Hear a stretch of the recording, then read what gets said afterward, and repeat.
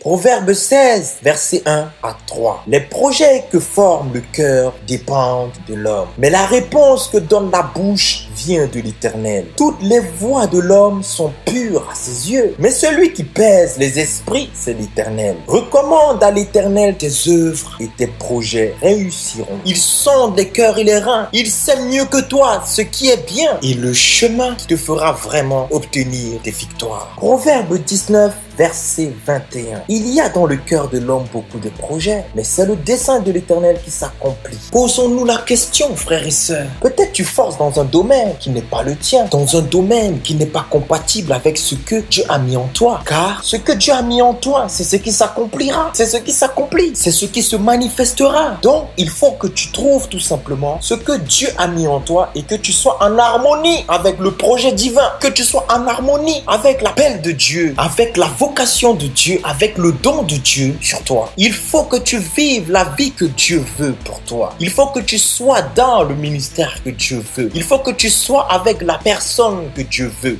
Il faut que tu sois avec les personnes que Dieu veut. Il faut que tu sois dans le pays, dans le village, dans les quartiers que Dieu veut. Pourquoi? Parce que certaines choses que Dieu a cachées et scellées en toi se manifestera quand tu seras dans cet environnement, dans ton Canaan, dans ta terre promise. C'est en ce lieu précis que coulera le lait et le miel. Là, le soleil t'éclairera. Là, la pluie tombera sur toi. C'est pour cela que certaines choses se déclencheront d'elles-mêmes quand tu te trouveras, quand tu seras dans la volonté parfaite de Dieu en ce qui te concerne. Jérémie 1, versets 4 à 5. La parole de l'Éternel me fut adressée en ces mots. Avant que je t'eusse formé dans le ventre de ta mère, je te connaissais, et avant que tu fusses sorti de son sein, je t'avais consacré, je t'avais établi prophète des nations. Frères et sœurs, tu dois donc comprendre que nous ne sommes pas tous pareils. Il y a des personnes qui naissent, ils ne connaissent pas encore leur appel,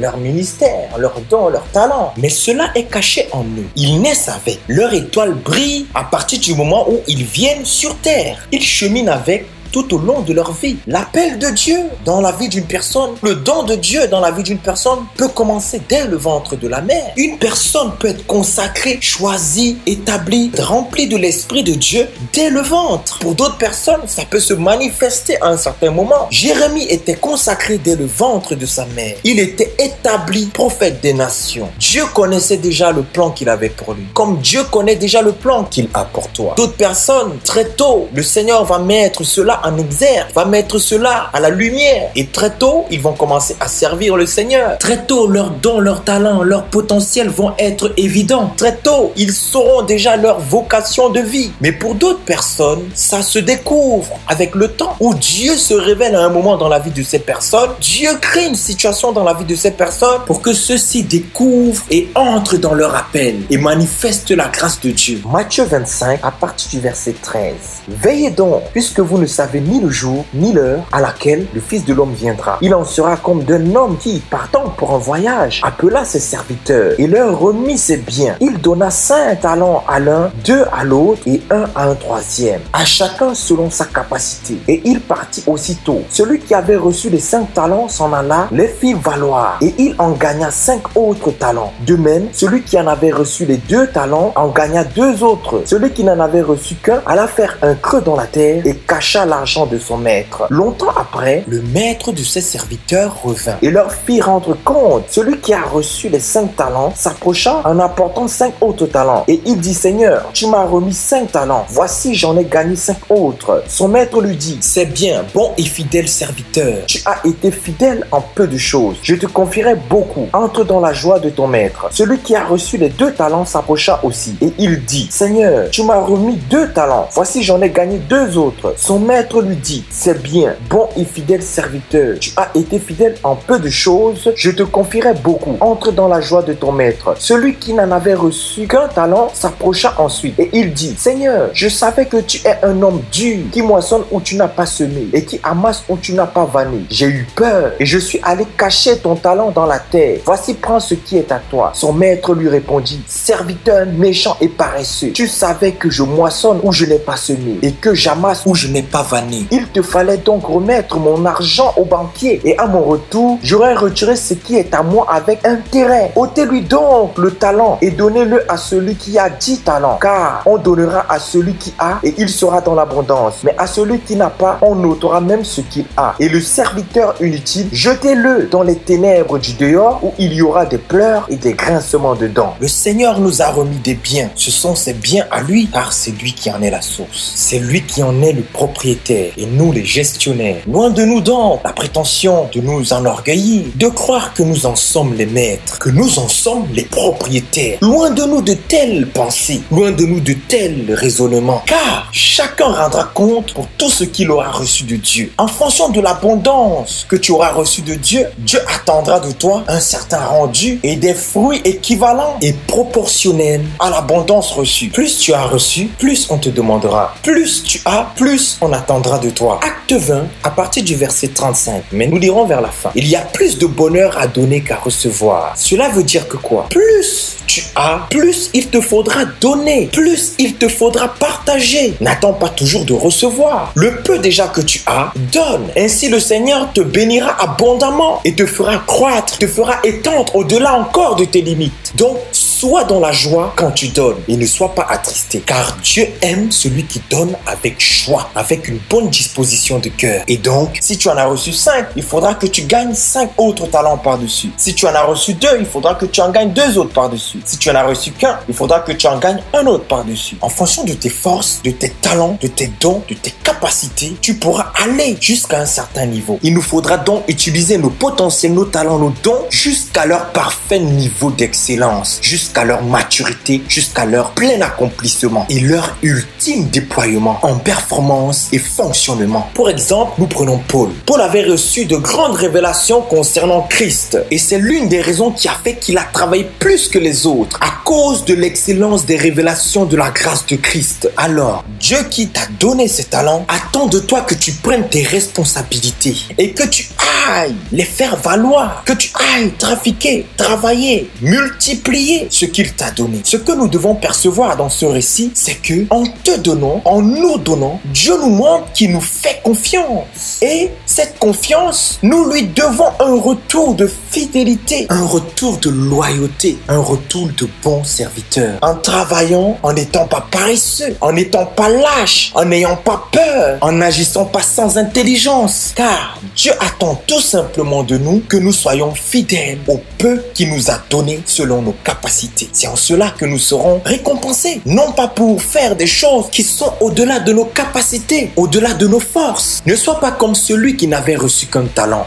Mais sois sage, connais Dieu dans sa manière d'agir et de faire. Fais donc ce qu'il attend de toi et utilise ce qu'il t'a donné pour que lorsqu'il reviendra, il touche l'intérêt d'investissement de son don sur ta vie. Car un de ses plus gros investissements, c'est que Dieu a fait le bon choix d'investir en toi car il te fait confiance. Lui, il croit en toi. Avant la fondation du monde, il a misé sur toi. L'épargne est une bonne chose. Quand on ne sait pas quoi faire avec ce qu'on possède ou ce qu'on a reçu, elle nous permet de nous laisser une marge de temps pour réfléchir. Mais aussi, avec le temps, ce placement produira des intérêts. Parfois, il nous faudra attendre. Et ne soyons pas toujours impatients de voir le grain de l'arbre fruitier porter du fruit avant son temps. Dieu ne veut pas qu'on utilise mal ce qu'il nous a donné. Dieu ne veut pas qu'on place au mauvais endroit ce qu'il nous a donné. Dieu ne veut pas que tous nos efforts soient sans fruit. Dieu ne veut pas qu'on n'ait rien en retour. Que notre travail ou nos actions soient sans salaire. Nous devons avoir un retour d'une manière ou d'une autre. Comprenons que même nos prières faites dans le lieu secret, Dieu nous récompense devant les hommes. Chaque chose doit nous apporter. Chaque personne doit nous apporter. Chaque environnement doit nous apporter. Sinon, on perd notre temps. Sinon, on gaspille nos forces, on est dispersé et on est inutile. Errant et vagabond, on ne sert à rien. On a une vie improductive, une vie qui somnole, une vie morte. Comprenons que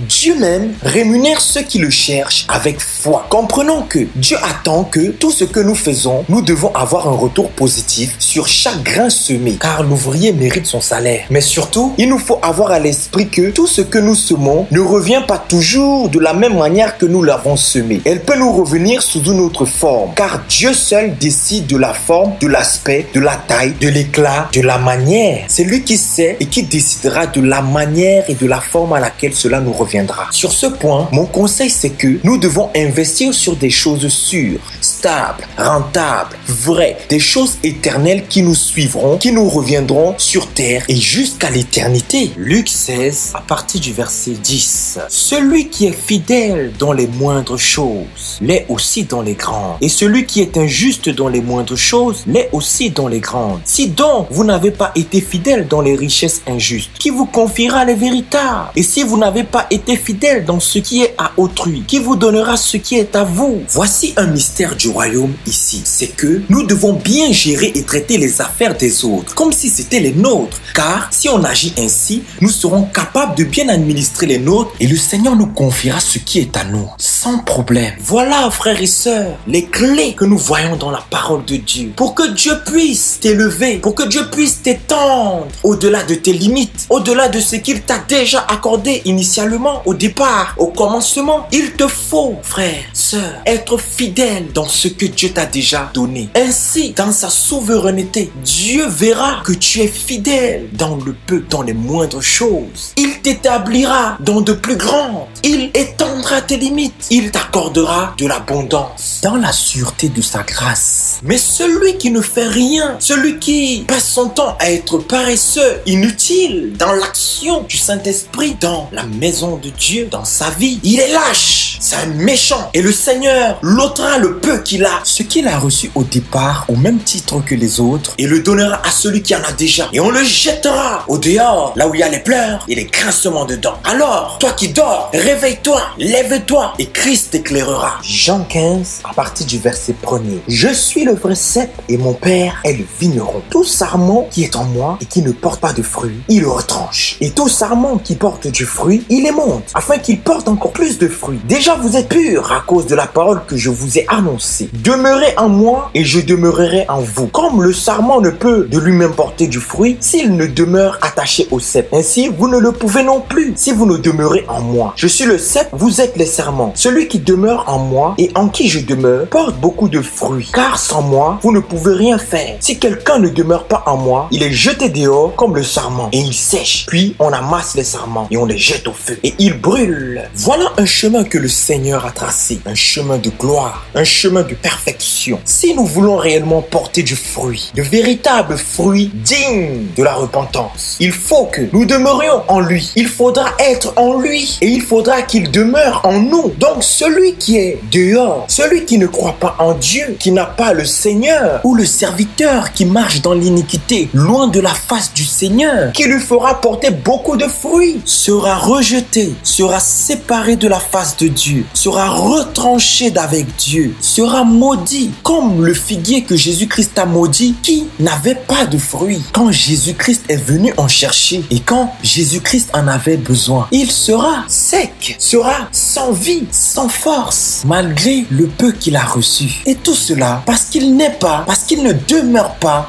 attaché au cep, attaché au Seigneur, attaché à Jésus-Christ, qui est la source de toute vie, de la pure abondance et de la vraie bénédiction. Celui qui n'a pas le Seigneur, en réalité, malgré le peu de dons qu'il manifeste, beaucoup de grâces, de choses lui seront limitées car il n'est pas dans le chemin tracé par le Seigneur, qui est le chemin de la perfection et le chemin de l'excellence. Nous ne devons pas dépendre de nous-mêmes en fait, mais nous devons dépendre de Dieu. Les dons, les talents, les capacités, les potentiels, si nous les utilisons sans Dieu, ils fonctionneront à un certain niveau, voire pas du tout. Mais le chemin de l'abondance, le chemin de la vie, de la transformation profonde par le Saint-Esprit n'est produit que par celui qui est en lui et celui en qui il demeure. Celui en qui le Seigneur demeure incarnera le psaume 23 car il produira des fruits alimentés par les eaux paisibles émanant de la présence de Dieu. Là est la bonne nouvelle parce que les choses que nous faisons en lui, les œuvres que nous pratiquons en lui, nous suivront jusqu'à l'éternité. Ainsi sera notre grande gloire, notre grande récompense que le Seigneur nous accordera pour que notre joie soit parfaite en lui. Alors que celui qui les produit sans lui, sans Dieu, n'aura aucun trésor auprès du Seigneur. Et le Seigneur ne lui réservera aucune demeure parce que c'est un serviteur égoïste et paresseux.